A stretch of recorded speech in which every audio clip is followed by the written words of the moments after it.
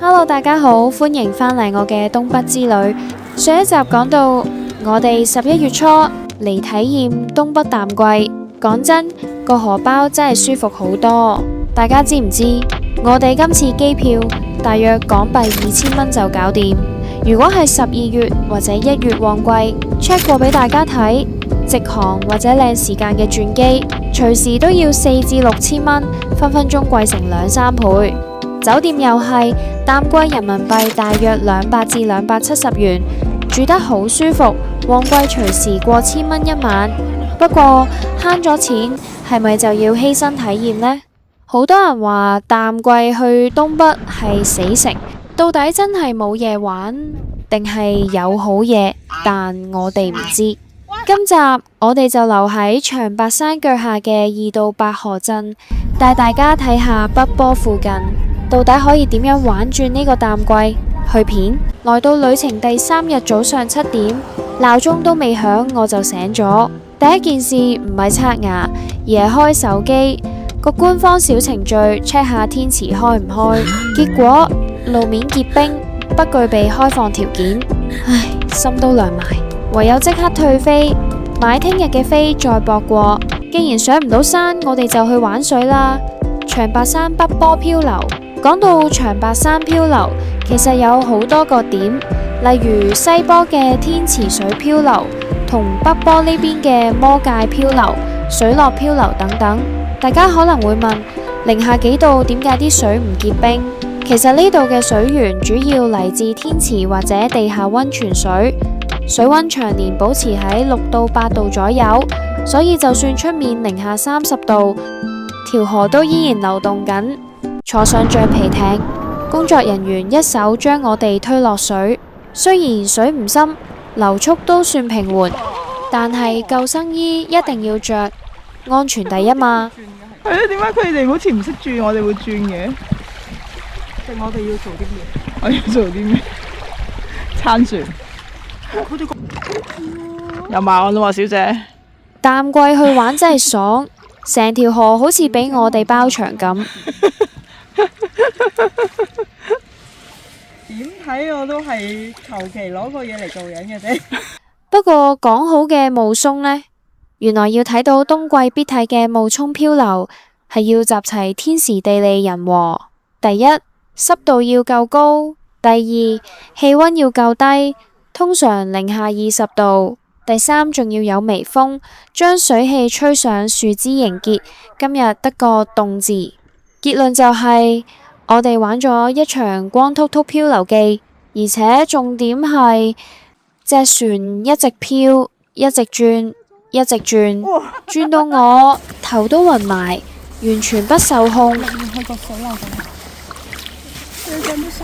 位小姐都想快啲上岸，但係我哋喺度自轉緊啦。轉緊前㗎，相信我啦。吓，係咩？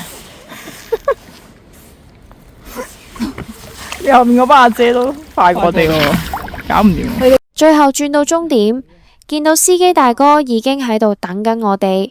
那一刻，我仿佛見到救星。漂流完返酒店，稍作休息，我哋就出發去和平滑雪場。去雪場之前，司機帶我哋去鎮上租滑雪服，價錢大約人民幣120至160一套，視乎款式已經包晒外套、褲、手套、護具同雪鏡，款式都幾多。表妹勁好笑，佢係車上面不斷睇短片，話要速成單板。前面位同學都好努力溫書中。嚟到雪場啦，因為係11月開季優惠，2小時初級滑雪，連雪具只係人民幣80，平時要100幾蚊，真係抵到爛。不過當我哋滿心歡喜着起對租返嚟嘅雪鞋，咦？點解濕濕地嘅？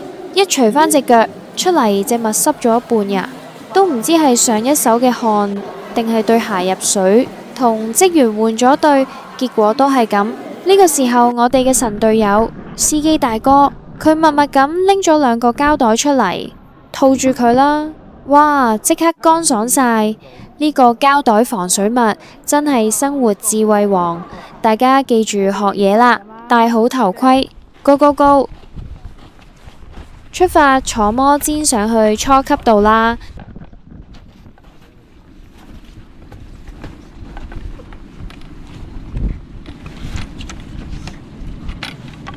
回頭一望，我個朋友身邊多咗個人，原來係現場教練想做生意，主動幫佢拎雪具。不過我哋主打一個隨性，決定自學。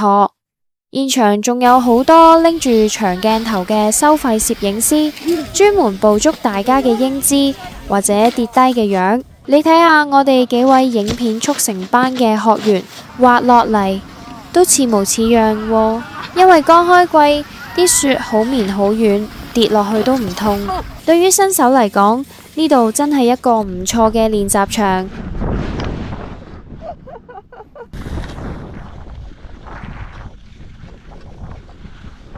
現場都有雪服同埋護具租，一睇價錢都係外面租埋比較划算。塊錢一根的，自己騎就行，就很小。你看大哥，你就熱，從那邊都起霧了。話完雪，司機大哥知我哋想買藥材，就話帶我哋去雪場山下一間好出名嘅批發店。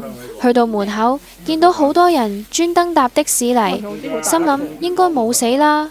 點知入到去，個感覺好似以前同旅行團入嗰啲特產店，店員一嚟就推介20幾年嘅參，仲教我哋睇年份。佢哋話要睇爐碗，爐頭上嘅粒坑，一個碗代表1年，仲要睇鐵線紋，紋越密越深，代表越老。雖然佢講得頭頭是道，仲請我哋食靈芝粉。好金嘅喎，別在衣服上啊，很苦吧？苦就剩不要錢了。但我哋始終覺得伏味濃，最後都係混吉，睇完就算。杯帽啊！還完滑雪衫，表妹個大哥一除外套，裏面全部係汗，證明件衫真係好保暖。我哋返酒店附近食 lunch， 既然喺延邊地區，當然要食韓國菜。呢間鋪頭平平無奇，點完菜一上台擺盤冇㗎，但係食落口，哇！粉絲先吃，真係食返食物嘅原味道，牛肉湯、五花肉片、拌飯、糯米血腸，樣樣都好正宗。最緊要係咩？咁多碟加埋先人民幣150，飲品我哋自己叫美團送過嚟，又慳一筆。食飽飽，下一站去打卡勝地雪絨花營地，呢度入場係免費嘅，但如果你想做萬人迷，就要俾錢買飼料啦。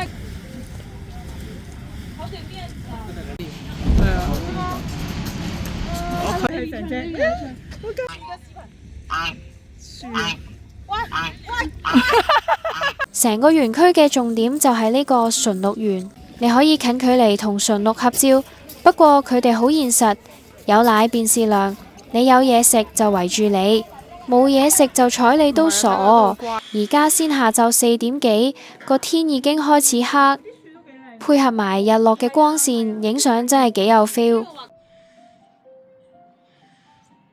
回程想去尋日個市場買多啲手信，點知的士司機聽到就笑我哋，嗰係遊客去嘅，我哋本地人唔去。佢話帶我哋去佢平時買開嗰間。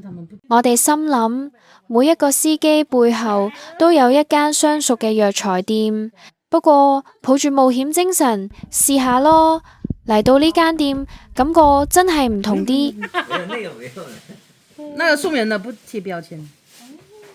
為什麼這個送人你貼呢個標籤？老闆娘好熱情，幫我哋上咗一堂人參通識堂。老闆娘話：我哋日常保健買完參同淋下參，其實已經好夠。今次真係長知識，感覺冇咁易俾人呃啦。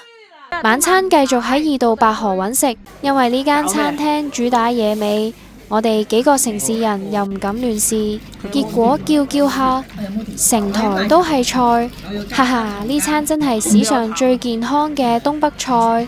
店員叫我哋打個卡，送咗個東北名物俾我哋，凍梨，睇落去黑古勒特，解凍之後咬落去，口感好似食緊一個變成沙冰嘅梨，又甜又凍，好唔好食？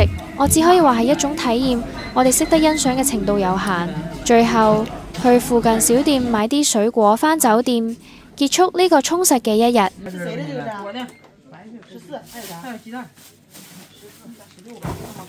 一個本地嘅環境，本地菜市場，唔係菜市場，水果店。水果店。由於我哋預早買咗高鐵飛，聽日中午12點準時走人，冇得留低，即係話明朝個天池開就開，唔開我就唯有 P 圖當去咗噶啦。講笑啫，既然一場嚟到，唔通真係要食白果？聽日我哋會6點起身，用念力求佢開山。到底長白山會唔會俾面我哋呢幾位香港遊客，定係我哋會被風雪無情拒絕？下集大結局，記得 subscribe 睇下我哋最後有冇成功解鎖。拜拜。